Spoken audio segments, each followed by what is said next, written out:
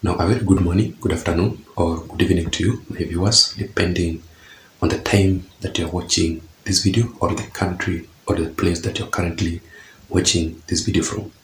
Welcome to my another political episode for today, and thank you so much for watching this video. If you're new on this platform, welcome and please subscribe.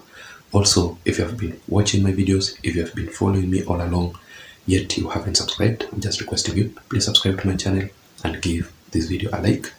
You can also press the notification bell down below so that every time I upload a video here, YouTube will automatically update you by sending you the notifications.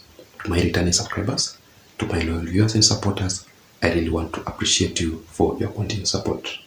Thank you so much. Feel very much welcome as you watch this video, and I really don't take your entire support for granted. Having said that, let us go straight into our critical analysis for today. And in this video, I just want us to talk about the issues that happened yesterday in Kalonzo Musyoka's command center in Karen. So yesterday, the Azimio La Umoja Alliance leaders, led by Raila Odinga and Uhuru Kenyatta, conducted a memorial service just to honor the people who lost their lives during the recent protest or the demonstrations across the country. And that event was conducted at Kalonzo Musyoka's command center in Karen. So in this video today, I just want to give you a critical analysis, my own observations based on facts. So first of all, there was the presence of the former head of state, Uhuru Kenyatta, in that event. Now, Uhuru Kenyatta shocked very many people.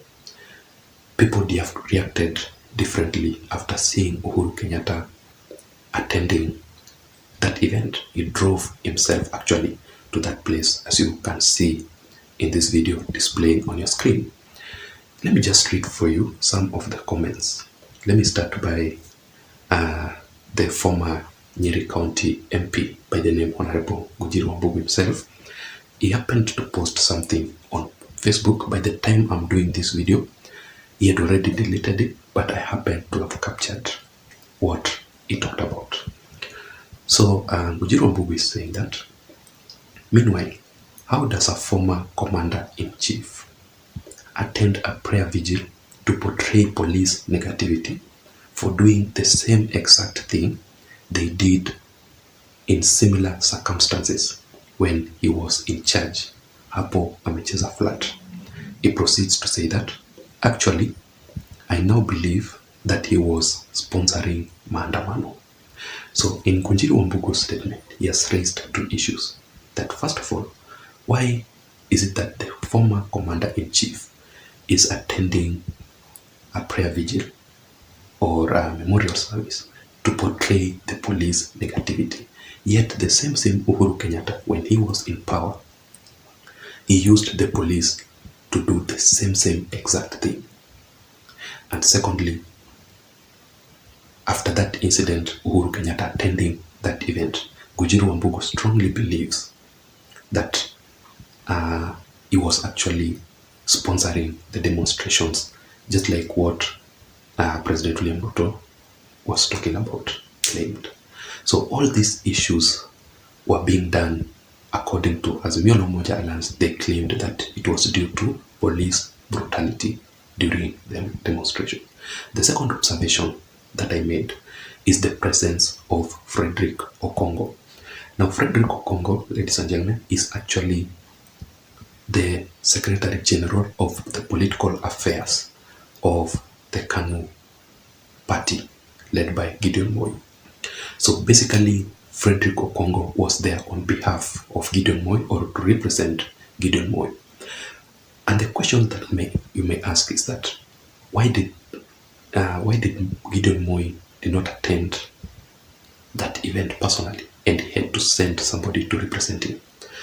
In my considered opinion, based on the issues that has been going on in Gideon Moi's political career, recently he announced officially that he's going to make a major political comeback after being dormant for the longest period of time since Raila Odinga lost the previous 2022 general elections.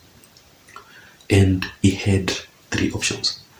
First of all, to continue supporting Raila Odinga. Secondly, to shift to support William Ruto and reconcile due to the unity of the Rift Valley region.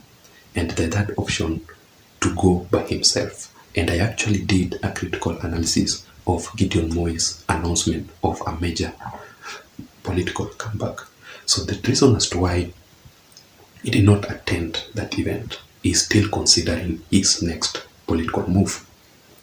But simply because Uhuru Kenyatta was in that event and Gideon Moi is has a good blood with Uhuru Kenyatta, or they relate very well, they have worked together very well, and they are political friends, Gideon Moi had to send somebody to represent him during that event.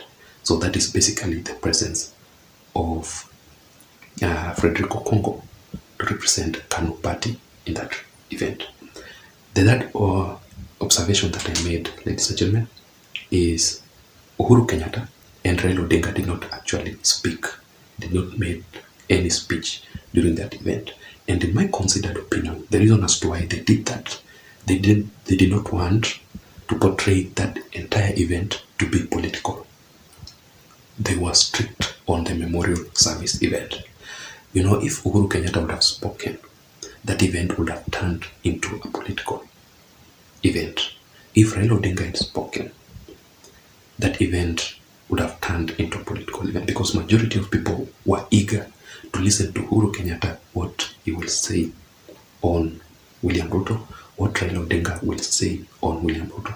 So that is why when you listen to the speech that was read by Kalonzo, it was basically based on the issues that the main agenda of that event was about, the memorial service. And another thing that impressed very many people here in Kenya during that event, even me, I was impressed when Uhuru Kenyatta and Raila Odinga actually contributed a total of Kenya shillings 2 million for the people who were injured during the demonstrations. I must congratulate them on that, because majority of people actually suffer. Azimio supporters suffer the most during the demonstrations, and they are just left like that. So at least they did something small. And I saw a certain woman in Mlolongo actually going to the streets, walking, contributing some finance for the burial of his brother who was shot dead during the previous demonstrations, which portrayed a very bad picture on the Azimio la Umoja Alliance side.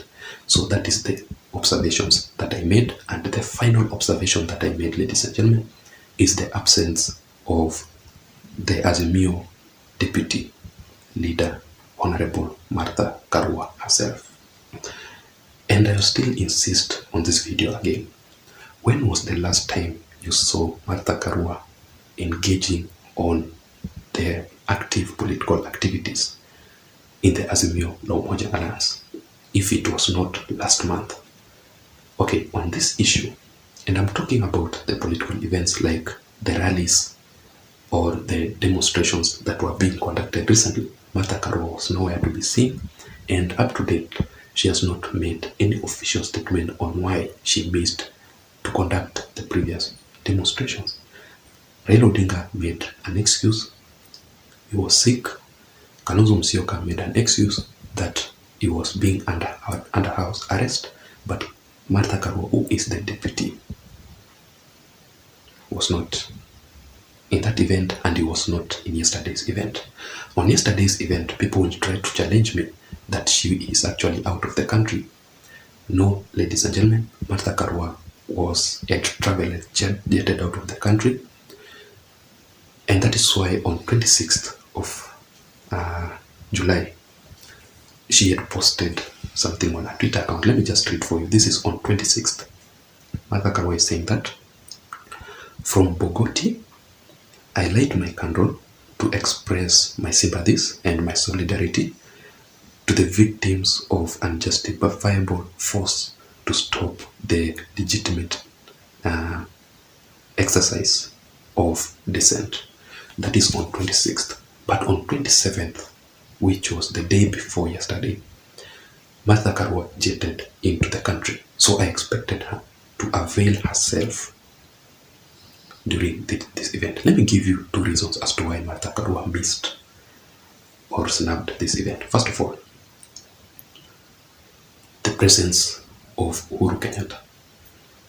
I remember very well, Uhuru Kenyatta and Martha Karua have not been going so smooth. They are not really good friends. The thing that is connecting them in the Azimio la Umoja Alliance is Raila and Odinga.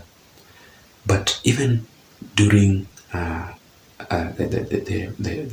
campaign period, when Raila Odinga was appointing or nominating his deputy, Uhuru Kenyatta on his side, he was his preferred deputy was Kalonzo Musyoka, and he insisted so much that Raila Odinga to choose Kalonzo Musyoka.